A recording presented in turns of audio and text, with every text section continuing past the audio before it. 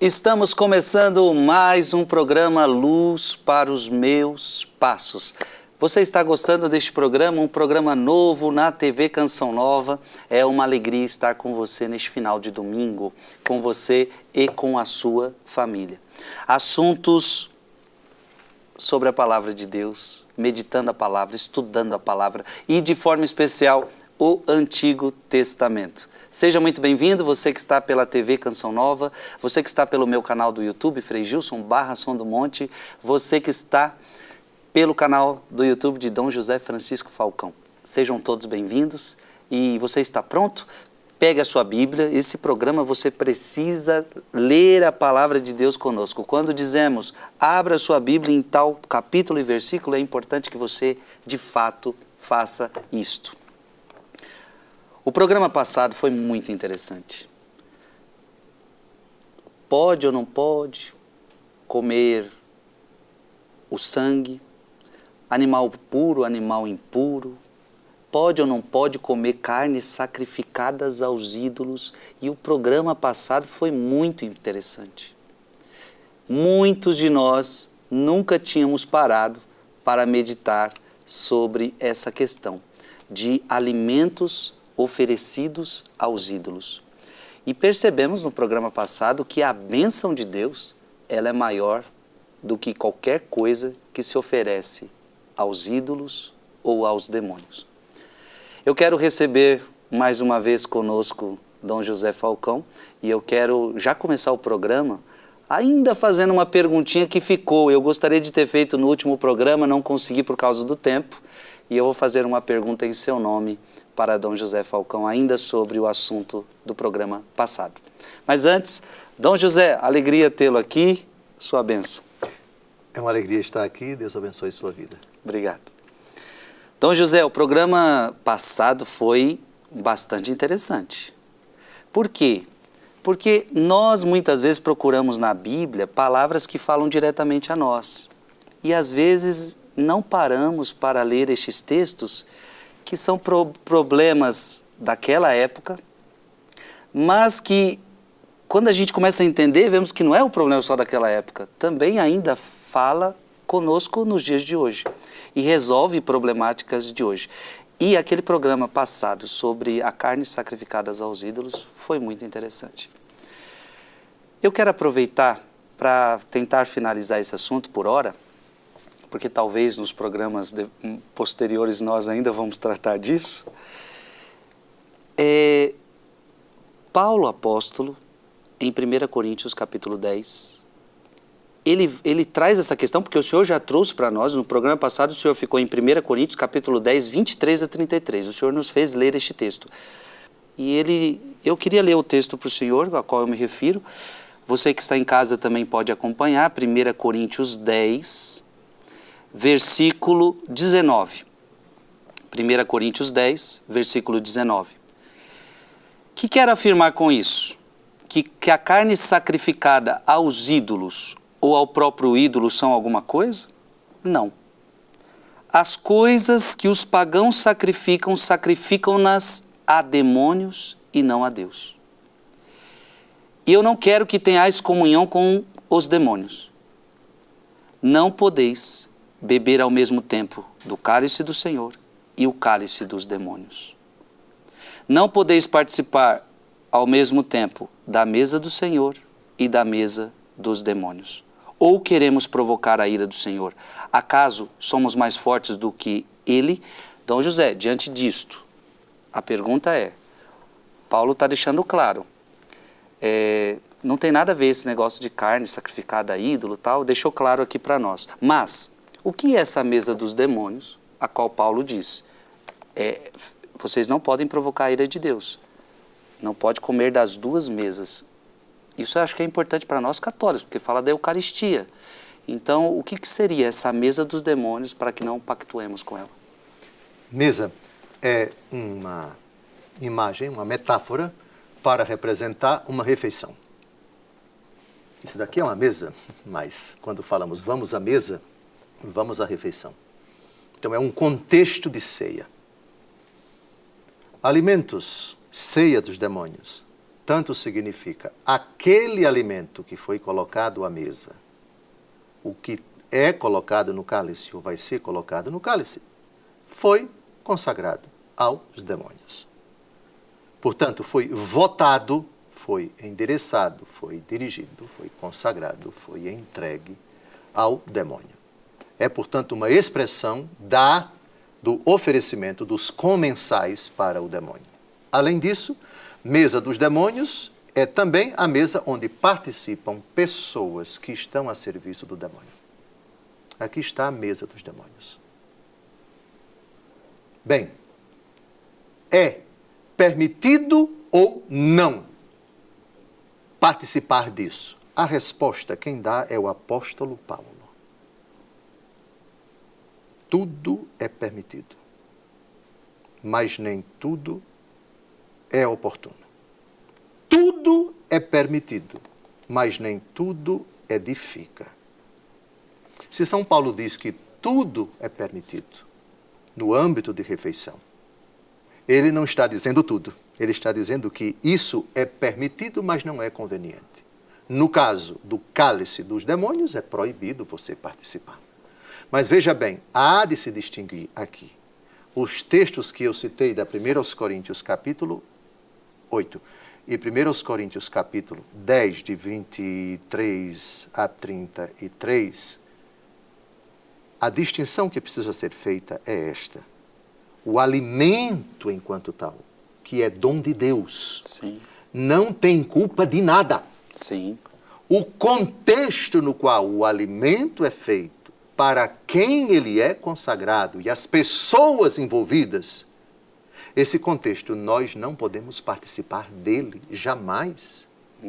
Portanto, mesa dos demônios, naquilo que eu expliquei o que significa tanto os alimentos consagrados ao demônio, quanto as pessoas envolvidas, o contexto de idolatria, o contexto de satanismo, o contexto do que você quiser, daquele ambiente onde, de fato, o demônio é honrado, é louvado, é buscado, é admirado, ou é um contexto onde claramente há sinais, ou às vezes aquilo não é tão claro, mas que se percebe que ali tudo orbita em torno da louvação, da adoração, da bendição de Satanás, etc. O cristão não pode participar disso. Mas, por favor, faça essa distinção. O alimento enquanto tal, ele não tem culpa de nada. É preciso que você leia o capítulo todo. 1 Coríntios capítulo 8. E é preciso que você leia todo o capítulo 10 da 1 aos Coríntios. Para os cristãos é absolutamente proibido participar do cálice dos demônios, da ceia dos demônios, do alimento dos demônios. O alimento passa a ser do demônio quando quem o faz, faz com essa intenção e quando se consagra aquilo ao demônio. O cristão está absolutamente proibido de participar desse tipo de coisa. Porém, vamos imaginar hipoteticamente que a pessoa não sabe que esse alimento foi a sobra de uma refeição que foi consagrada aos demônios. Ele, na mais absoluta inocência, não participou daquilo, está com fome. Aquele alimento chega às suas mãos e ele, cristão temente a Deus, eu vos dou graças, Senhor, por esse alimento que vou receber. E te imploro, Senhor, desça a vossa bênção sobre ele. O alimento está consagrado a Deus, abençoado por Deus. Não importa se antes foi feito por quem adora o diabo, não importa se antes ele foi consagrado ao diabo, agora foi consagrado a Deus. Agora foi abençoado por Deus.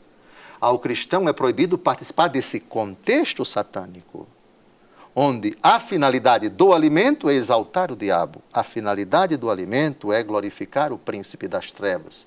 A intenção com que ali se reúnem as pessoas que vão provar daquele alimento é uma intenção que é contrária a Deus, que são pessoas que estão a serviço do diabo. Isso é absolutamente proibido. Então, eu pediria, por favor, sei que é um assunto realmente delicado, mas sabe por que é delicado? Porque nós não conhecemos a Escritura. Os textos básicos para nós entendermos essa questão de proibido, não proibido, cálice dos demônios, cálice do Senhor, etc., isso não toca a imparcialidade, digamos assim, do alimento. O alimento é dom de Deus.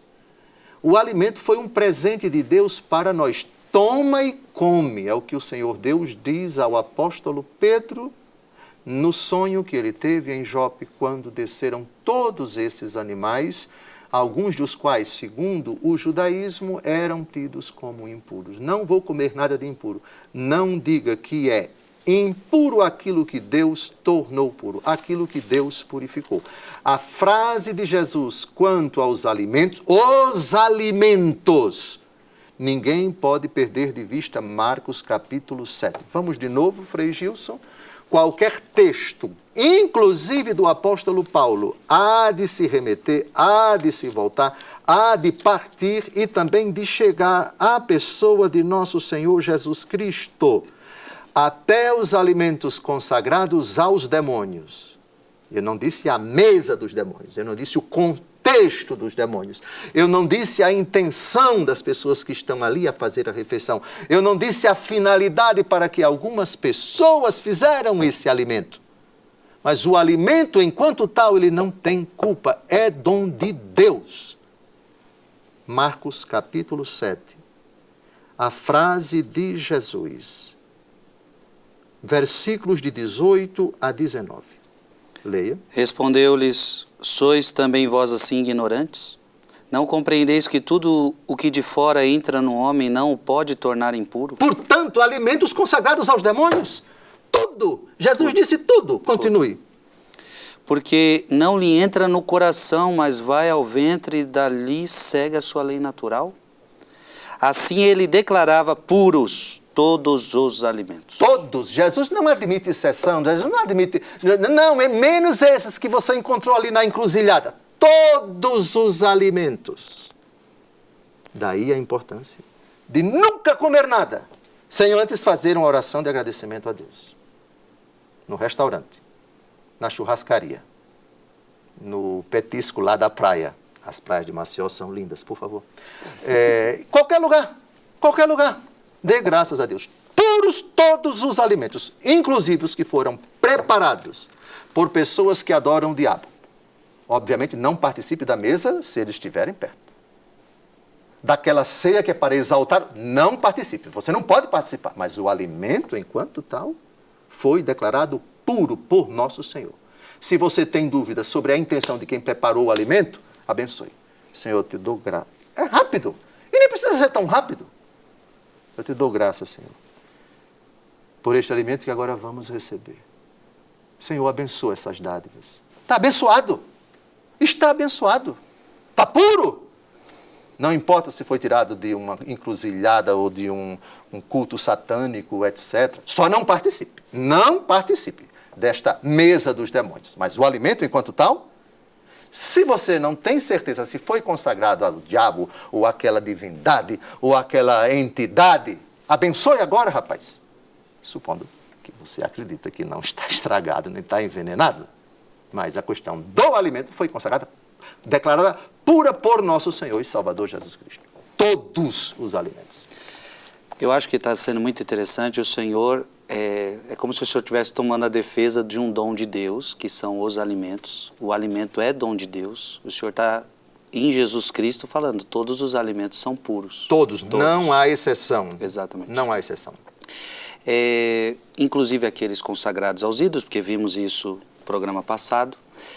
E o Senhor hoje destacou uma coisa tão importante, porque foi o contexto do versículo que lemos no início. O que é proibido é participar do contexto. Isso foi importante. E aí eu até, para a gente já encerrando esse assunto, então é por isso que a igreja, em algumas ocasiões, ela diz assim, se você participa de outras seitas, se você participa de seitas que acreditam numa teoria de reencarnação, por exemplo, e outras realidades que a igreja chegou a dar documentos falando quem participa disso não pode participar não pode ser católico. Então é por isso, ou seja, a pessoa participa do contexto, não é só de um alimento ou outro. Tá certo. O contexto ajuda a gente a entender qual é a intenção dos participantes, dos comensais, etc. Tudo me é permitido, mas nem tudo. Não é conveniente que eu participe. Jesus participou de, digamos assim, refeição com pessoas suspeitas? Participou. Gente suspeita? Participou. Gente de má índole? Participou. Gente perigosa? Participou. Você pode dizer qual foi a refeição que gerou o maior escândalo? Oh, Jesus está comendo com eles. Aí Jesus olhou assim, não por cima dos óculos, Jesus não usava óculos, mas com essa ironia alagoana, mas bem mais, Jesus é Jesus. Não são os sadios que precisam de médicos, são os enfermos. Vamos a Mateus capítulo 9. Mateus capítulo 9. Depois que Jesus chama Mateus oferece uma ceia para ele. É óbvio que os convidados do ex-publicano Mateus eram seus ex-colegas de profissão. Correto? Sim. Mateus era cobrador, tinha amigos cobradores também. E esses amigos, eles necessariamente não se converteram. Portanto, aceitaram o convite e Jesus foi. Jesus entra com os outros apóstolos na casa dele. É um banquete. Pergunta, esses convidados, todos em pecado, será que Jesus se contaminou? Será que Jesus se sentou à mesa com os demônios, o cálice dos demônios? Bem, é um pouco exagero você dizer uma coisa dessa, eu não concordo com essa afirmação.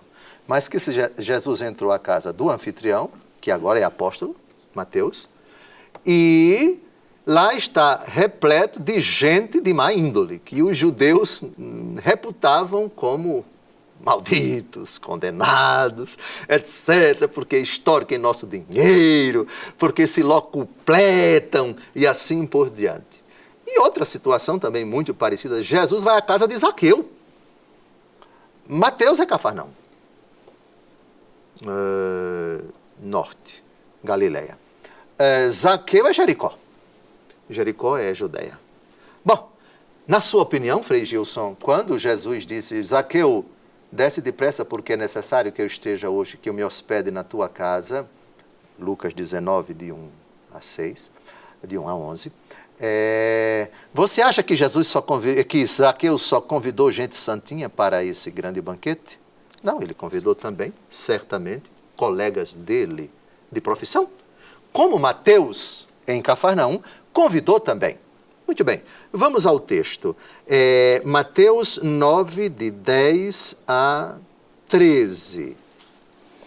Como Jesus estivesse à mesa na casa desse homem, numerosos publicanos e pecadores vieram e sentaram-se com ele e seus discípulos. Atenção, numerosos publicanos e pecadores. Vamos tentar colocar aqui alguns pecadores.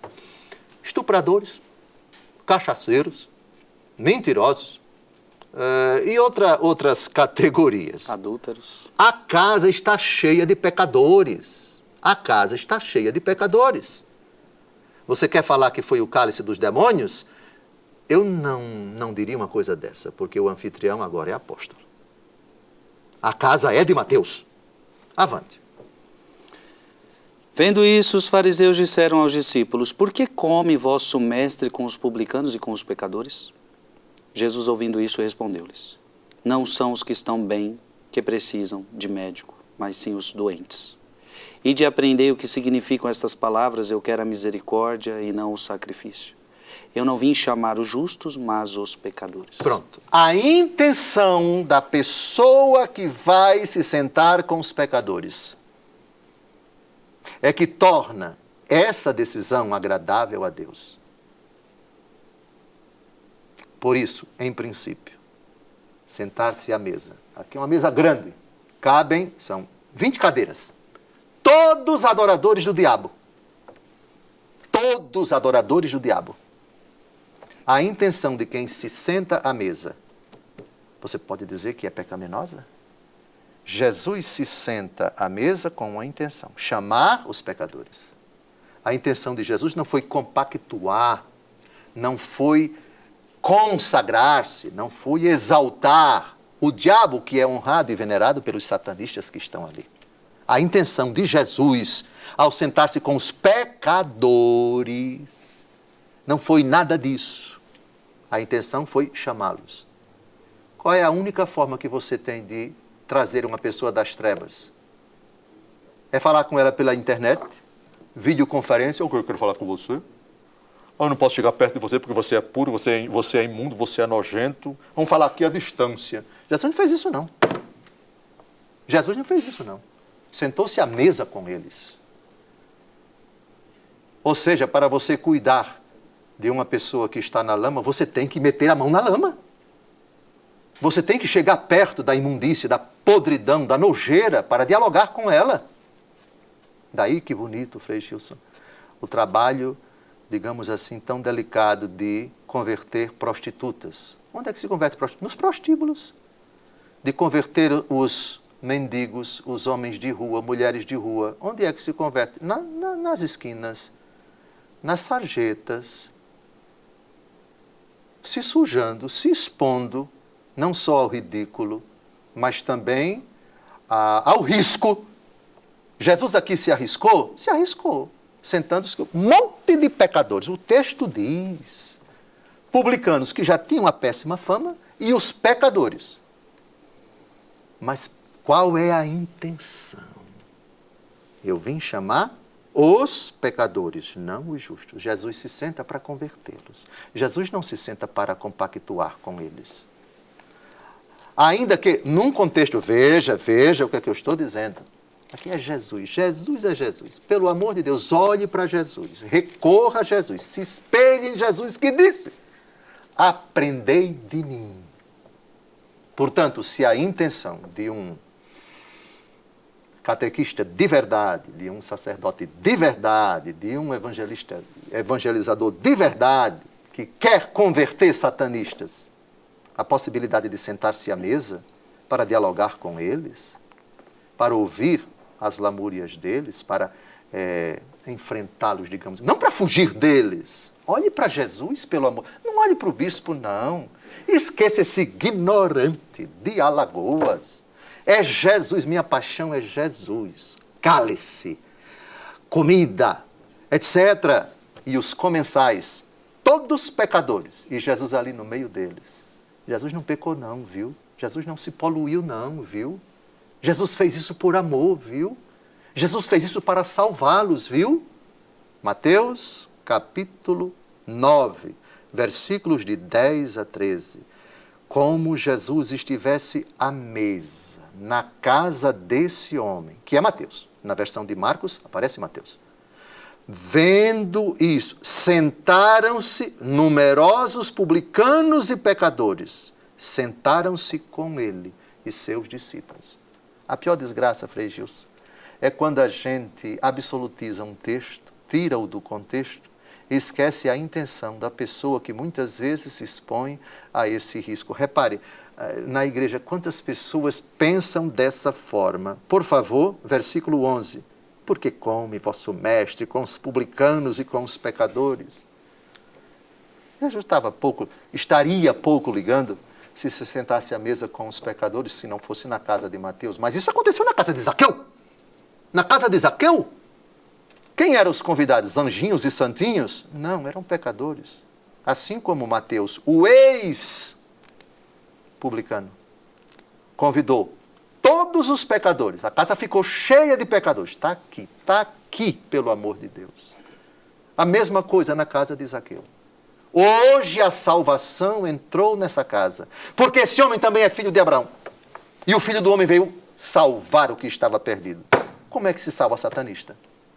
Como é que se salva quem se expõe às trevas mais sórdidas, aos pecados mais imundos? É estar perto, como Jesus fez. Maravilhoso. Eu creio que tudo que está sendo dito aqui está ajudando você. E fica claro uma coisa, que o que Deus não quer de mim, o que Deus não quer de você, é a comunhão com os demônios. E Dom José Falcão deixou claro isto. Jesus nunca teve comunhão com o demônio. Os apóstolos nunca tiveram comunhão com o demônio. Nunca participaram do contexto dos demônios. Mas, para salvar alguém, senta à mesa com pecadores. Então, Dom José Falcão está nos ensinando a gente fazer as distinções necessárias. Uma coisa é uma coisa, outra coisa é outra coisa. Então, o que é errado é a comunhão com demônios. O que é errado é participar do contexto dos demônios, mas o alimento não tem nada a ver com isso. E o Dom José agora terminou falando uma coisa muito importante. E a pessoa? Se o alimento é importante, imagine o ser humano. O ser humano que está lá no contexto do satanismo, o ser humano que está lá na sarjeta. Então esse também é amaldiçoado, esse a gente também não quer saber dele. Então, Dom José está fazendo a gente distinguir as coisas. E eu termino esse primeiro bloco com essa passagem de Paulo de novo. Eu não quero, 1 Coríntios capítulo 10, versículo 20. Eu não quero que tenhais comunhão com os demônios. Mas Deus quer que nós tenhamos um bom relacionamento com aquilo que Ele fez, com aquilo que Ele criou. Os alimentos, as pessoas. E olha, o programa passado e este bloco aqui nos trouxeram um bom discernimento para que, diante da palavra, ninguém inventou nada. Dom José não falou nenhuma palavra dele. Ele foi trazendo os textos para nós. É preciso distinguir. É preciso separar as coisas. Ficou claro? Eu tenho certeza. E é muito bom ter você aqui. Nós vamos fazer um breve intervalo e nós já retornamos, porque o nosso assunto vai continuar. Programa Luz para os Meus Passos está bom demais. Deus abençoe você.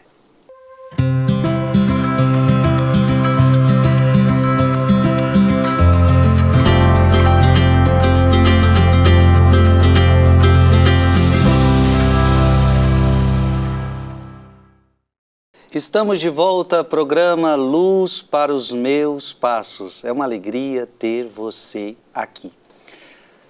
Falávamos no bloco passado sobre a mesa dos demônios, a mesa do Senhor, a mesa dos demônios, a importância da bênção de Deus. Eu queria trazer ainda uma questão para Dom José Falcão. Eu gostaria que você abrisse aí a sua Bíblia em Evangelho de Jesus Cristo segundo São João, capítulo 21, versículo 18 a 19. Em verdade te digo, quando eras mais moço, cingias-te e andavas aonde querias. Jesus falando para Pedro. Mas quando fores velho, estenderás as tuas mãos e o outro te cingirá e te levará para onde não queres. Por estas palavras, ele indicava o gênero de morte com que havia de glorificar a Deus. Nós sabemos que Pedro morreu de cabeça para baixo numa cruz. Falando da mesa dos demônios, essa realidade toda que tratamos no bloco anterior, Dom José Falcão, eu quero perguntar para o senhor, esse símbolo, Pedro morre de cabeça para baixo numa cruz. Portanto, é um símbolo cristão, né? E bonito, porque Pedro não se achou digno de morrer como Cristo, e ele morre de cabeça para baixo numa cruz. Mas já que estamos falamos tanto de satanismo, que está tão em alta no mundo de hoje, tão em alta, tão perigoso para os jovens, adolescentes, e o Senhor deixou tão claro, não é possível participar do contexto deles. Não é possível participar deste contexto. Pode acontecer que alguém tenha essa dúvida. Então eu posso andar com uma cabeça, com a cruz de ponta cabeça, já que ela representa Pedro? A resposta é, o apóstolo Paulo diz, na primeira aos Coríntios, capítulo 11, capítulo 10, tudo me é permitido, mas nem tudo convém. Tudo me é permitido, mas não me deixarei escravizar por coisa alguma. É preciso situar o seu gosto, o seu desejo, ainda que legítimos. Sua devoção, digamos uma pessoa que é profundamente devota de São Pedro, e queira usar um símbolo que lembre o martírio de São Pedro, na cidade de Roma, onde no altar temos uma cruz de cabeça para baixo. E não somente na Basílica de São Pedro, no Vaticano, e ícones enormes, quadros enormes na Basílica. Se não me engano, o quadro que tem São Pedro crucificado de cabeça para baixo é pertinho no lado esquerdo de quem entra, vai para a sacristia. E o Cárcere Mamertino. O Cárcere Mamertino, vocês estão vendo aí, essa foto, ela é do altar da igreja do Cárcere Mamertino. Ele fica no Fórum Romano. Aí vocês estão vendo uma cruz de cabeça para baixo. O significado dessa cruz não é o satanismo, não é para debochar do cristianismo, é para lembrar o tipo de morte do apóstolo Pedro. Jesus foi crucificado com a cruz para cima. São Pedro, segundo a antiga tradição, quis ser crucificado de cabeça para baixo, como Vossa Reverendíssima disse, porque não se achava digno de morrer como seu Senhor. Perto dali, na igreja San Pietro in Vincoli, nós temos vários ícones, ali onde, segundo a tradição, as correntes que foram utilizadas para deixar São Pedro preso pouco tempo antes da sua morte, da crucificação. Nessa igreja temos vários ícones de São Pedro de cabeça para baixo. Então, considerando que esse ícone, esse símbolo, a cruz invertida, no nosso mundo cada vez mais descristianizado, e considerando que aqui no Ocidente, eu falo em todo o mundo, mas sobretudo no Ocidente, essa associação da cruz invertida não é com São Pedro, não é com o cristianismo, não é com o catolicismo, mas com o satanismo, eu desaconselharia um católico que tivesse uma devoção a São Pedro e quisesse usar a cruz invertida. Porque na mente dele, com essas fotografias que vocês acabaram de ver, ou seja, faz parte da iconografia cristã católica, não somente a cruz de cabeça para cima, como morreu Jesus, mas também a cruz de cabeça para baixo, como morreu São Pedro. De novo, Oniceia, coloque aí essas duas fotos, são templos católicos, vocês estão vendo aí ícones, imagens da Igreja Católica Apostólica Romana. Apesar disso, eu desaconselharia. Meu conselho, não use, ainda que a cruz de cabeça para baixo seja um símbolo consagrado da Igreja Católica Apostólica Romana. Da mesma forma como nós falamos, o que foi ontem, antes de ontem, na semana atrasada, o arco-íris. Sim. É um símbolo da aliança. Bem, era isso. Muito bom. Há símbolos cristãos que são tomados pelo mal. Eu acho, Futon Shin, ele tem uma frase que eu gosto muito, que ele diz que o diabo é o macaco de Deus. Ele só copia Deus. Aliás, uma linda interpretação dos padres da igreja para Apocalipse, capítulo 13, versículo 18, que é o número da besta, 666. 666. E aí, um padre da igreja, mais para frente a gente vai ver isso, ele diz, é um imitador barato. Exatamente. Sabe por quê? Porque 7 é o número da perfeição. 7 é o número da plenitude, da santidade. E aí o profeta diz aquilo que a gente recita na missa. Santo, santo, santo. 777. O diabo pretende chegar perto, pretende imitar o Senhor. 666. O diabo não cria nada, o diabo imita. Então, por isso que nós vamos ver, no que é do demônio, muitas vezes, uma imitação do que é sagrado. Só que bem diferente. Se você entendeu, ficou claro aqui o contexto.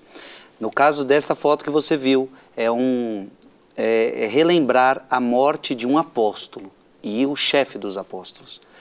Do outro lado, é uma zombaria. Do outro lado, é uma ridicularização da fé.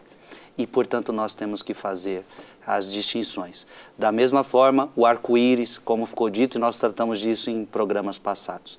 O diabo imita Deus e para a zombaria. Gente, o programa está bom demais. Olha, Dom José, creio que nós precisamos retornar agora ao que estávamos tratando. A gente fez uma digressão e tanto, né? Porque a gente entrou em muita coisa, mas nós não nos esquecemos do assunto, que é a minha pergunta para o Senhor foi: quantas alianças foram feitas no Antigo Testamento? E Dom José Falcão disse que alguns pensam que são muitas alianças, mas que de fato, onde o próprio Deus diz que é uma aliança, seja ela unilateral ou bilateral, são 3. Noé, que nós já vimos, uma aliança linda. Depois do dilúvio, Deus faz aliança com Noé, mas na pessoa de Noé, com toda a terra. Coisa mais linda, nós já vimos isso. E o sinal foi dado no céu, um arco-íris. Agora, eu já estou na expectativa, creio, não sei se esse programa vai ser suficiente, mas queremos já começar, que é a segunda aliança que Deus fez com a humanidade na pessoa de Abraão. Vamos começar a falar desse assunto, Dom José, porque eu acho que ele é muito importante. O senhor já citou uma hora, quando o senhor falou de Noé, que se em Noé foi um sinal dado no céu, com Abraão no seu órgão genital. No órgão genital de todos os machos, de todos os homens do judaísmo. Sim. Queremos aprender como é que foi essa aliança que Deus fez com Abraão. Tá bem. Somente lembrando que, no sentido estrito, uma realidade precisa ser entendida, mas essa realidade pode ser, digamos assim, num sentido amplo, aplicada a outras realidades. Sendo claro, dos lábios do próprio Deus, se é que se pode falar que Deus tem lábios, Jesus tem, o verbo que se fez carne, portanto, verdadeiro Deus e verdadeiro homem, mas da boca de Deus, a palavra aliança, no Antigo Testamento, é pronunciada em 3 ocasiões. Com Noé, com Abrão, depois com Abraão e depois com Moisés. Davi, Deus selou a aliança com Davi? No sentido estrito, não. O Salmo 88 fala: encontrei Davi, meu servo, sagrei-o com meu óleo santo, etc. Digamos, uma recordação da aliança. Não é? Recordar a aliança significa, esse fato já foi celebrado no passado, e agora eu estou recordando, estou reiterando, etc. A aliança tem sempre 2 realidades que tornam de fato, no sentido estrito, aliança. Ela pelo menos tem uma promessa da parte de Deus, aliança unilateral, onde o homem não responde, onde o homem não se compromete, onde Deus não exige nada do homem, aliança unilateral que Deus fez com a Noé. Agora vamos para uma aliança bilateral. Então nós temos um compromisso recíproco. Deus se compromete a fazer isso e Abraão, depois Abraão, se compromete a fazer aquilo. Depois nós temos Israel inteira, na pessoa de Moisés. Também um pacto bilateral. Vamos falar primeiro agora do pacto, da aliança, do compromisso que Deus celebra com Abrão, depois Abraão. Primeiro ele promete, depois ele realiza. E nós vamos falar de outra coisa que precisa ser lembrada. A aliança sempre vem acompanhada de um sinal. Sim. Com Noé, o sinal no céu, o arco-íris. Com Abraão, o sinal no órgão genital, a circuncisão, a aliança. E o terceiro sinal da aliança que Deus celebra com Moisés, nós temos a Arca da Aliança, que vai acompanhar o povo até a terra prometida. Até que, num determinado momento, a arca acaba se perdendo. Então, veja, nós temos um compromisso, que é também uma promessa da parte de Deus, mas vimos no encontro passado a distinção entre promessa e aliança. Sim. Toda aliança traz uma promessa da parte de Deus. Mas nem toda promessa é uma aliança. Porque não tem um sinal, não há um momento celebrativo, como nós vamos ver agora em Abraão. Né? Vai ter uma cerimônia, digamos assim, onde Deus vai selar, por assim dizer, com o fogo que vem do céu, aquele sacrifício que Abraão coloca ali diante de Deus. O Dom José, Sim. Aproveitando antes do senhor começar, é recorrente no Novo Testamento o tema da circuncisão. Paulo vai falar disso várias vezes, tal. Então, a circuncisão começou aí com Abrão ou antes já existia? Vamos ou ver começa agora. com vamos ver agora. Ele tratou do assunto que eu vou... Não, é Vossa Reverendíssima quem vai citar mesmo. Primeiro vamos ao texto de Gênesis 15, de 17 a 21. É o momento em que Deus celebra a aliança com Abrão.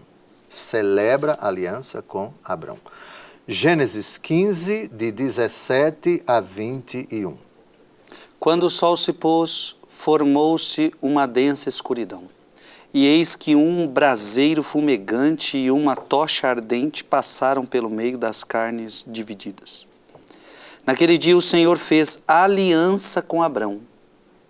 Eu dou, disse ele, esta terra aos teus descendentes desde a torrente do Egito até o grande rio Eufrates, a terra dos Sineus, dos Cenezeus, dos Cadmoneus, dos Eteus, dos Ferezeus, dos Amorreus, dos Cananeus, dos Gergeseus e dos Jebuseus. Pronto, é um pacto que Deus faz com Abrão.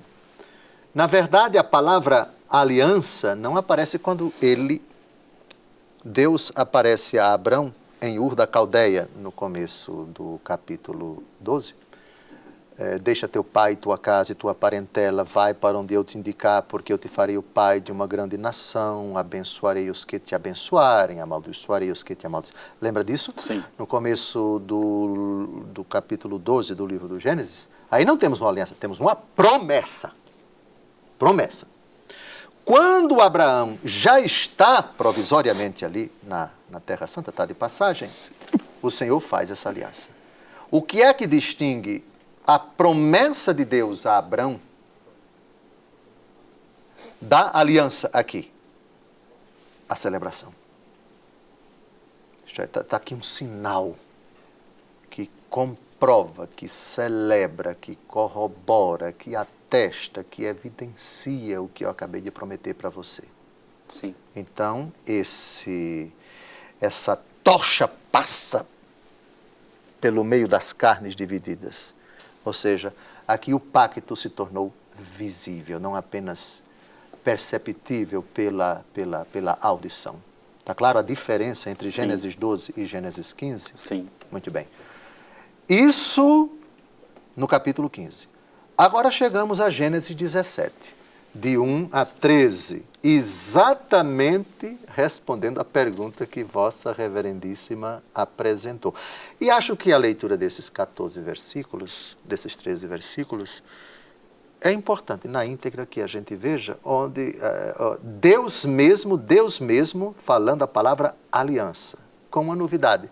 A aliança que Deus fez com Noé não é eterna. Digo, eterna enquanto chegue Abraão, porque quando chegar Abraão, de fato, é eterna enquanto vai perdurar, toda vez que tem chuva, sempre vai aparecer no céu o arco-íris. Então, nesse sentido, ela vai perdurar, vai ser para sempre. Mas uma aliança bem anterior a Abraão, uma aliança com a humanidade, onde os termos são bem diferentes dos termos que Deus vai utilizar para Abraão. E bem diferentes serão os termos que Deus vai utilizar quando celebrar a aliança com Israel. Então nós temos Noé, humanidade, Abraão ou Abrão, cada pessoa, cada macho, cada pessoa do sexo masculino, porque vai ser o órgão genital para sempre, porque essa marca vai ficar até o dia da morte. e uma aliança, uma marca que vai ficar, vai ser impregnada, vai ser vista, vai ser venerada pelo povo de Israel. Então, criação, Noé, cada pessoa, Abraão, Israel, Moisés. Percebeu aqui as diferenças, Sim. as peculiaridades? Então vamos à primeira vez que a palavra circuncisão vai aparecer. Esse que é um dos orgulhos dos judeus, vai aparecer pela primeira vez aqui. Aliás, com a figura de Abraão, é a primeira vez que se fala de dízimo, é com ele. A primeira vez que se fala de circuncisão, é com ele. A primeira vez que Deus muda o nome de uma pessoa, que vai ser agora, de Abrão para Abraão, é com ele. Depois é a esposa dele, de Sarai para Sara, não é? Depois, mais para frente, vamos ver aqui, Novo Testamento, São Pedro, né? Simão, bem-aventurado és tu, Simão, tu és Pedro. Jesus muda o nome dele. Bom, em todo caso, Abraão é uma referência fundamental. Gênesis, capítulo 17, de 1 a 13. Abraão tinha 99 anos. O Senhor apareceu-lhe e disse-lhe: Eu sou o Deus Todo-Poderoso. Anda em minha presença e sei íntegro. Quero fazer aliança contigo e multiplicarei ao infinito a tua descendência. Abraão prostrou-se... Abrão prostrou-se com o rosto por terra. Deus disse-lhe: Este é o pacto que faço contigo. Serás o pai de uma multidão de povos. Agora o nome dele vai ser mudado. De agora em diante, não te chamarás mais Abrão, e sim Abraão, porque farei de ti o pai de uma multidão de povos. Tornarei a ti extremamente fecundo, farei nascer de ti nações e terás reis por descendentes. Faço aliança contigo e com tua posteridade, uma aliança eterna, de geração em geração, para que eu seja o teu Deus e o Deus de tua posteridade. Darei a ti e a teus descendentes depois de ti a terra em que moras como peregrino, toda a terra de Canaã, em possessão perpétua, e serei o teu Deus. Deus disse ainda a Abraão: Tu, porém, guardarás a minha aliança, tu e tua posteridade nas gerações futuras. Agora vem a circuncisão, pela primeira vez. Eis o pacto que faço entre mim e vós, e teus descendentes, e que tereis de guardar. Todo homem entre vós será circuncidado. Cortareis a carne de vosso prepúcio, e isso será o sinal da aliança entre mim e vós. Todo homem no 8º dia do seu nascimento será circuncidado entre vós nas gerações futuras, tanto o que nascer em casa, como o que comprardes a preço de dinheiro de um estrangeiro qualquer e que não for de tua raça. Serão circuncidados tanto o homem nascido na casa como aquele que foi comprado a preço de dinheiro. Assim será marcado em vossa carne o sinal de minha aliança perpétua. Perfeito. Veja, nas três alianças, aparece a palavra aliança eterna, ou aliança perpétua. Uma aliança que vai perdurar enquanto o mundo existir. Onde houver chuva e a umidade relativa do ar estiver ali em um determinado nível, não sei se 40%, 50% ou 60%, as chances de aparecer um arco-íris são enormes. Quem não acha bonito o arco-íris? Mas é um sinal no céu. Essa aliança perpétua agora não é no céu, é no órgão genital de cada pessoa, do sexo masculino. Perfeitamente. Então, aqui nós temos o Deus Todo-Poderoso que faz uma aliança bilateral. Ele se compromete: vou estar com vocês, não vou abandonar vocês. Agora eu quero colocar uma coisa no órgão genital de vocês, para que vocês, todo santo dia, ao olhar para o órgão genital, digam: sou consagrado a Deus, pertenço a Deus, sou propriedade de Deus, sou membro do povo de Deus. Essa é a finalidade da circuncisão. E Jesus foi circuncidado. 8 dias depois, Evangelho segundo Lucas, São José e Nossa Senhora levam Jesus para celebrar essa aliança que tem início com Abraão, que agora não é mais Abrão, mas sim é Abraão. Então, aqui a gente já percebe a bilateralidade. Circuncidem. Todo varão tem que ser circuncidado, etc, etc, etc. Então, temos uma novidade. A aliança com Noé, cujo sinal está no céu, arco-íris, agora dá lugar a uma aliança bilateral. Deus já começa a exigir de Abraão e dos seus descendentes a circuncisão. Vocês me pertencem. É um compromisso de entrega, é um compromisso de consagração, é um compromisso de pertença. Mas mais para frente, com Moisés, as exigências vão aumentando, até chegarmos na quarta e última aliança, que é a do Calvário. Nossa.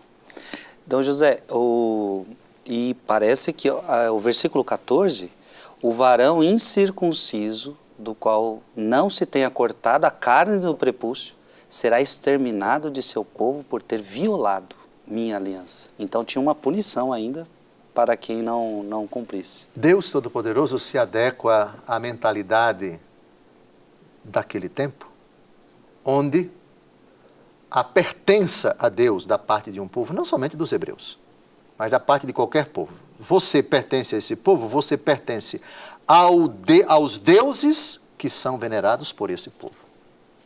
Por isso, você precisa de um rito de consagração. Isso acontecia no mundo egípcio. Então, a partir de uma determinada idade, a criança era consagrada àquela deusa, a Íris, a Osíris, etc. Da mesma forma, as divindades do mundo grego, do mundo romano, dos fenícios, dos babilônios, etc.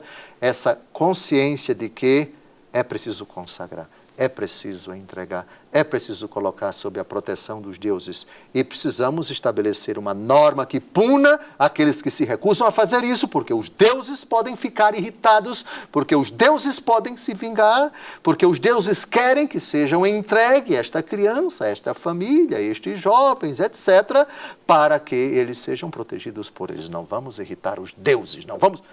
Essa mentalidade, em Israel, com relação ao único Deus, como fruto do contexto de uma mentalidade antiga, Deus respeita.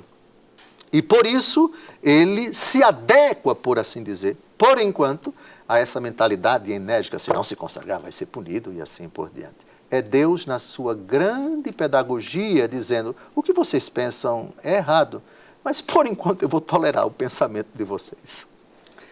Olha aí, Dom José já nos ajudando a interpretar passagens difíceis do Antigo Testamento. Nós estamos chegando ao fim deste programa, que foi maravilhoso. Quanta coisa eu aprendi, quanta coisa você aprendeu. Então, é sempre muito bom ter você aqui conosco neste programa. Eu tenho muitas perguntas a Dom José para falar sobre a aliança com Abraão. Eu tenho certeza que vou fazer perguntas em seu nome para que você possa aprender mais o que significou esta aliança.